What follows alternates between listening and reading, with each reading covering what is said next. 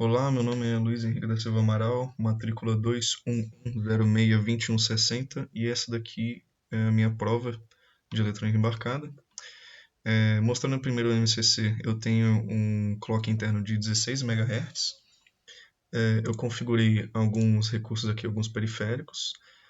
Eu tenho um ADC, que ele vai estar com o Result Alignment para a direita, com o referencial positivo no VDD e o negativo no VSS. Eu vou ter uma comunicação assíncrona com baud rate de 115.200. Um erro bem baixo aqui. E eu só estou usando a transmissão, não vou receber nada. Eu vou usar o PWM do meu SCP-1. Ele vai ter uma frequência de 15 kHz com uma resolução de 10 bits. E esse daqui é o timer que eu usei para definir a frequência dele. Esse timer aqui eu usei para contar o tempo em que o pino de eco fica em high, para eu poder fazer o cálculo da minha distância com um sensor de distância, sensor ultrassônico. Esse timer 4 ele é usado para fazer o envio dos dados via UART a cada 20 milissegundos, que nem foi pedido no roteiro da prova. O timer 6 ele é usado para enviar o trigger a cada 40 milissegundos no sensor de distância. E eu tenho aqui o meu pin module. Eu customizei os nomes de algumas entradas, de alguns registradores. E aqui eu tenho o meu grid view, né?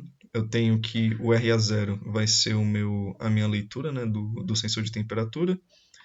O meu RB3 ele vai ser o meu pino de PWM, que vai controlar a ventoinha. O meu RB2 vai ser o meu pino de TX da transmissão, né? E o meu RB6 e RB7 serão os pinos dos botões. E o meu RA6 vai ser um pino de saída, né? E eu tenho aqui que o pino RB0 é meu pino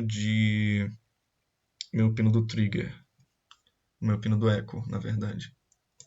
Aí começando aqui pelo header, eu tenho os limites definidos do PWM e da distância máxima, que nem o roteiro exigiu, e da temperatura máxima também.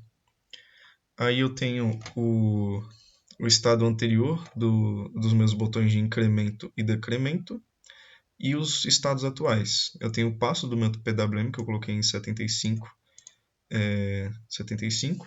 Meu duty cycle eu inicializei em 0. Esse daqui vai ser a leitura do ADC do meu sensor de temperatura, a minha temperatura depois de calculada, a distância depois de calculada, e meu time of flight, e eu tenho essas funções aqui, os protótipos das minhas funções.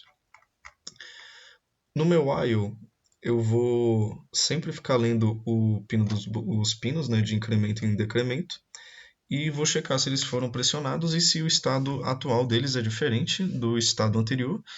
E caso sim, caso eles tenha sido apertado, que no caso eu coloquei como 0 porque eu usei os pinos RB e coloquei o pull-up, ele vai incrementar o passo do PWM. Caso ele ainda esteja dentro do limite, né? Se eu tentar aumentar acima de 1023, que é o limite superior, ele vai travar em 1023 e eu vou jogar isso no meu load duty cycle do PWM.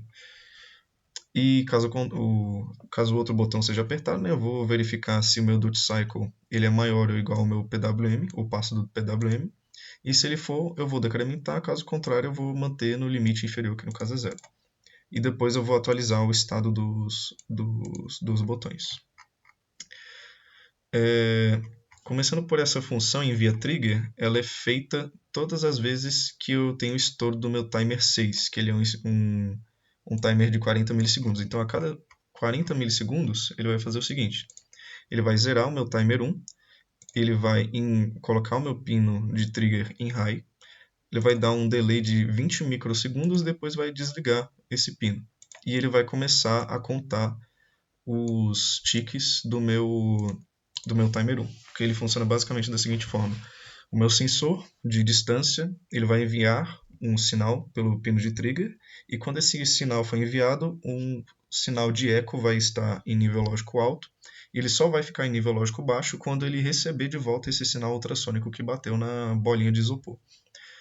Então, O meu timer ele vai contar esse tempo que ele ficou em em nível lógico alto e eu posso calcular a distância de acordo com isso. Aqui na minha função calcula a distância, eu tenho que o meu time of flight vai ser o tempo, né, que o meu timer 1 contou que o pino de eco estava em alto, em nível lógico alto. E eu vou calcular a distância da seguinte maneira: eu vou multiplicar esse time of flight por 17 e dividir por 10. Por quê? Porque a minha velocidade do som ela é dada em 340 metros por segundo. Em milímetros por microsegundo, eu tenho 0,34 milímetros por microsegundo. Isso dá um valor de 34 por 100. Dividindo por 2 por causa da fórmula, dá 17 por 100. E com uma casa decimal, eu tenho 17 por 10. Agora, para calcular a temperatura, eu tenho o seguinte: eu faço a leitura do ADC e guardo no meu ADC LM35, minha variável aqui. E depois eu faço o seguinte: eu vou vou multiplicar por por essa minha relação do sensor LM35, que ele tem uma 10 milivolt de aumento, né? A cada degrau, a cada grau Celsius que a temperatura aumenta. Então eu tenho esse valor aqui dividido pela resolução do meu ADC.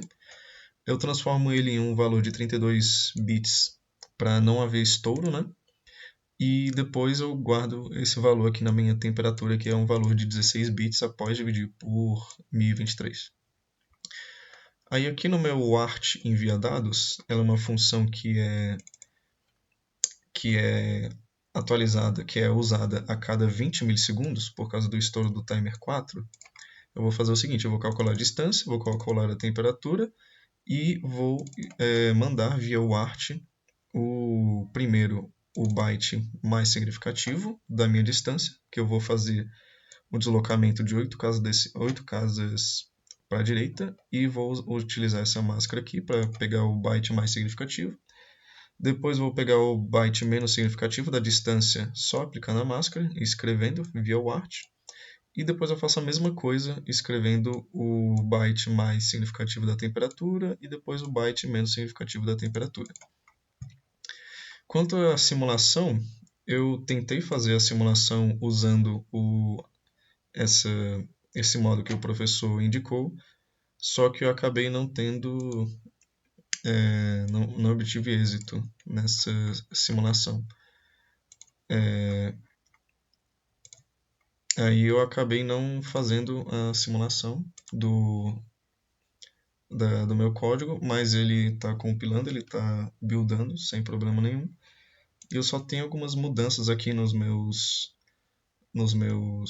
botões e de resto eu não consegui utilizar para ver a temperatura ou ver a distância que meu código está lendo pelo estímulo que eu criei aqui no Advanced Ping Register.